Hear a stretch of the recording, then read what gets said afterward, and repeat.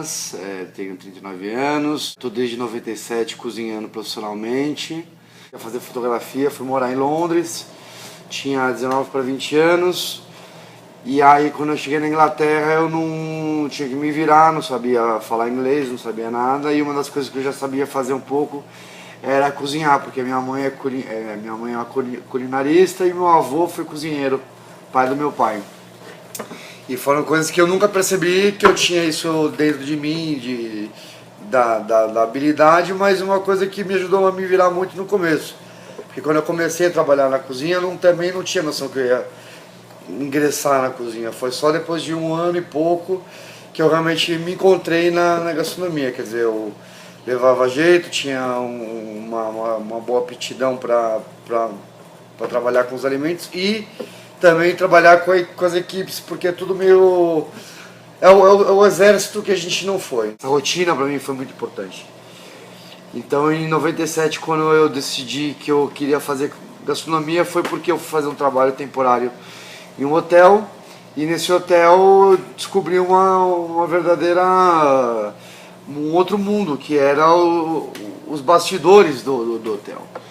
Então eu fui fazer gastronomia em Londres, me formei pela Westminster College, que coincidentemente é a mesma escola e o mesmo ano que o Jamie Oliver se formou. A gente se formou na mesma escola e em unidades diferentes, mas é o mesmo, a gente teve o mesmo tipo de... a mesma...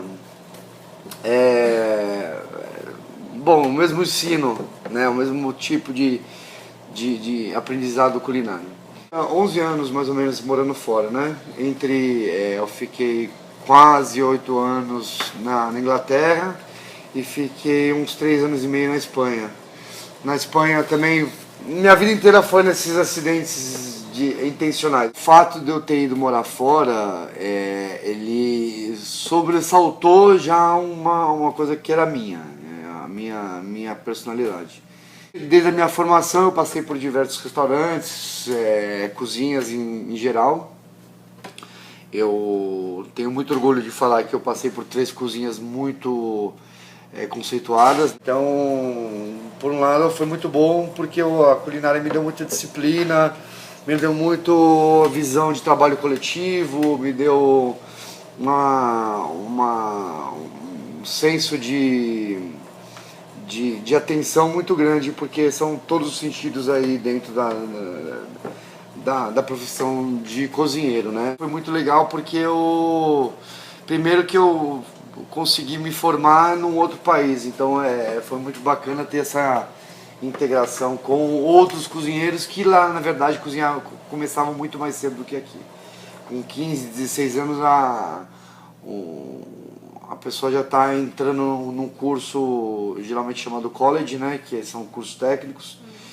Então geralmente começa muito cedo. E é legal porque eu tive um envolvimento, de uma certa forma, do que eu não tive aqui, que foi a universidade. Então essa troca universidade mais extracultural foi muito legal. Nunca criei nenhuma expectativa de nada, mas sempre que eu me colocava na cabeça que eu ia fazer alguma coisa, de uma certa forma muito positiva, ela acabava se tornando positiva. Então eu acabava conseguindo uma vaga num lugar onde eu queria trabalhar, eu conseguia ir para os lugares que eu queria, conhecer as pessoas certas. E isso também é importante porque você tem que fazer esse relacionamento. Eu acho que em toda profissão tem esse relacionamento. Eu acho que sorte não é no lugar certo, na hora certa, sim. Mas a sorte é de você encontrar sempre as pessoas certas, né? Então, nesse caso sim, mas na maioria das vezes nada é muito por acaso, então a gente emana e você se relaciona com grupos e perfis de pessoas na qual vai se injetando cada vez mais num grupo onde você vai encontrando essas pessoas que também dividem o mesmo interesse que você.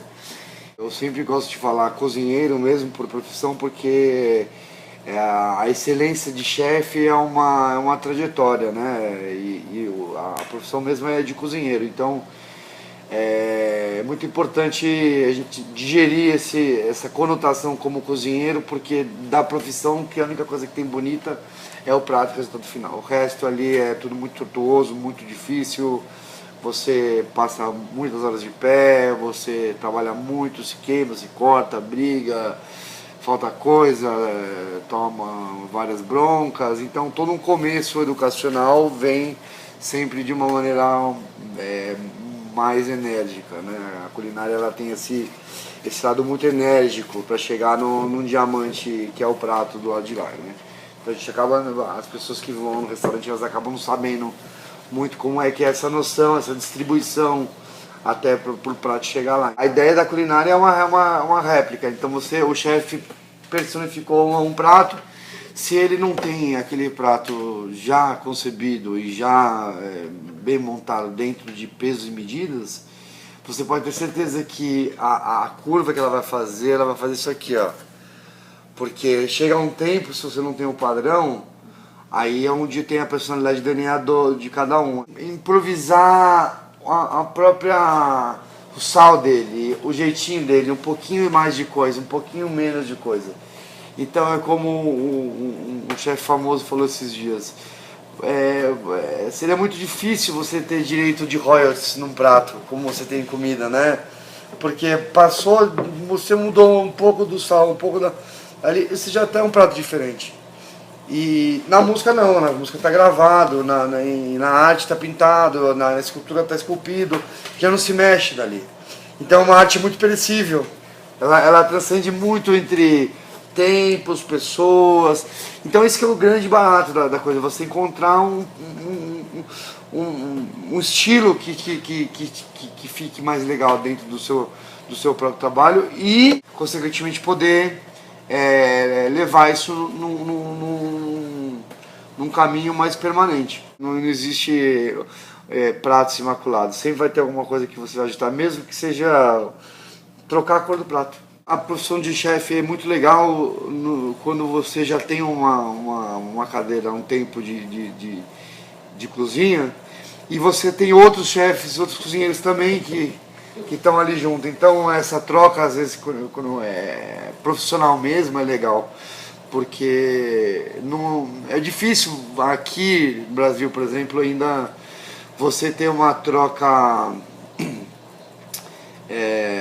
de experiência, realmente da experiência que você tem na respeito. Porque falar sobre livros e tal é uma coisa muito simples, muito fácil, todo mundo é corriqueiro, pode chegar a fazer.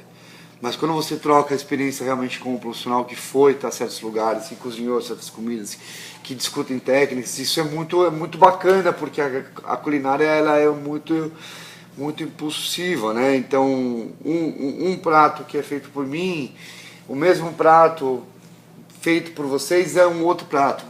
Então você tem esse DNA dentro do que é feito na culinária com essa personalidade. Então cada chefe, cada prato, cada momento, tudo é usado numa mesma receita, mas você consegue identificar certas diferenças. Eu tenho essa coisa muito em paralelo, o profissional e o pessoal, porque eu sou muito envolvida com as pessoas, eu sou muito afetuoso, preciso ter esse toque sempre com essa troca com as pessoas.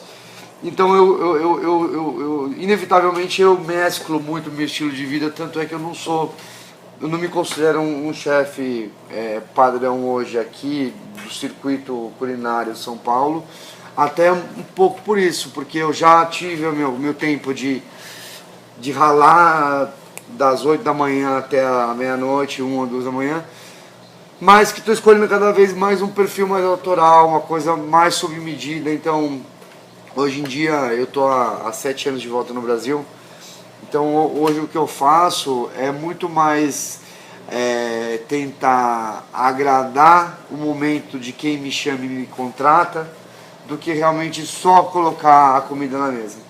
Pode ser um prato super simples, mas cada prato que eu faço, cada pessoa que eu atendo, leva isso, essa importância que eu coloco como profissional também, da necessidade e do desejo de cada um.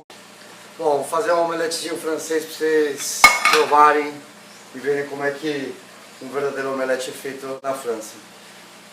2 ovos.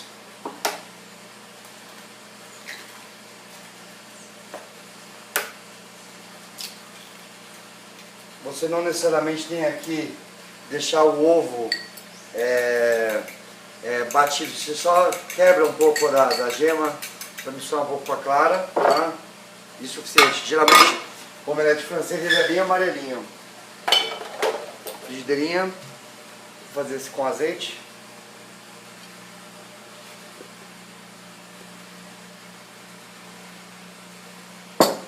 Então o segredo do omelete é o seguinte, é tentar fazer com que ele cozinhe bem, mas no meio dele ele fique bem molinho, que é não ficar aquele ovo duro e tipo de ovo mexido. Ele vai começar a coagular e você vai inicialmente só sambando com o ovo. Ele vai começar a coagular aqui, ó. Você vai desgrudando ele.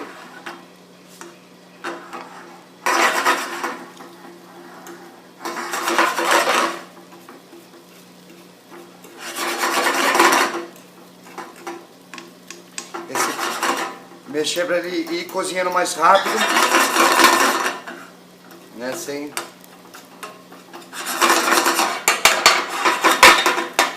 indo cada vez agora.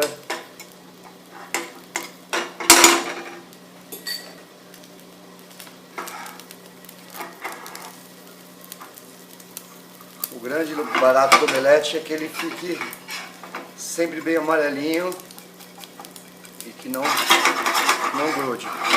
E o formato dele também é importante, então a gente vai geralmente batendo para ele poder ir enrolando as pontinhas para você poder formar depois um charutinho.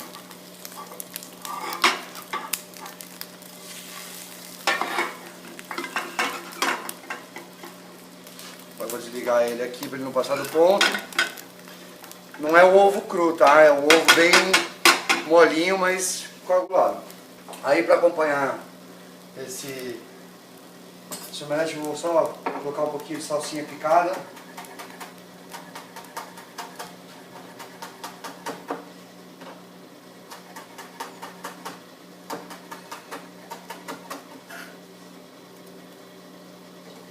Eu faço um pequeno corte nele e vou colocar um pouco de cream cheese para servir. Fica bem gostosinho.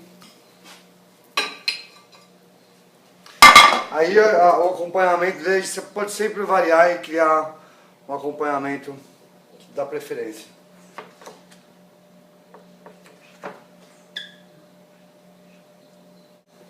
Uma modernizada no prato aqui, ó.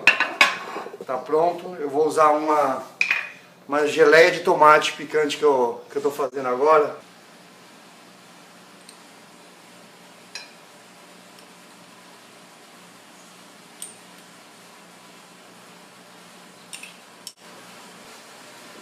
Omelete em 2 segundos.